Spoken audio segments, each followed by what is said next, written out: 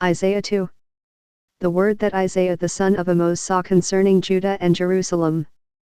And it shall come to pass in the last days, that the mountain of the Lord's house shall be established in the top of the mountains, and shall be exalted above the hills, and all nations shall flow unto it.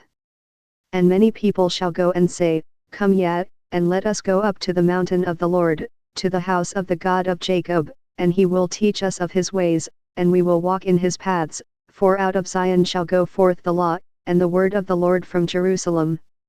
And he shall judge among the nations, and shall rebuke many people, and they shall beat their swords into plowshares, and their spears into pruning hooks. Nation shall not lift up sword against nation, neither shall they learn war any more.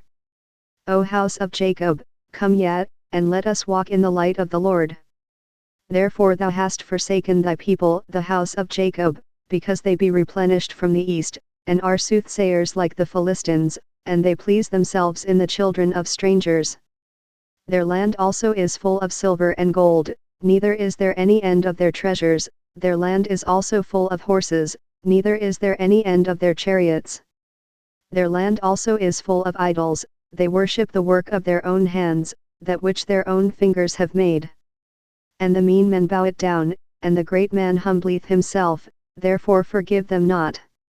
Enter into the rock, and hide thee in the dust, for fear of the Lord, and for the glory of his majesty. The lofty looks of man shall be humbled, and the haughtiness of men shall be bowed down, and the Lord alone shall be exalted in that day.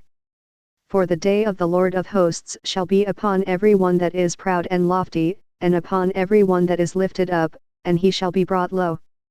And upon all the cedars of Lebanon, that are high and lifted up, and upon all the oaks of Bashan, and upon all the high mountains, and upon all the hills that are lifted up, and upon every high tower, and upon every fenced wall, and upon all the ships of Tarshish, and upon all pleasant pictures.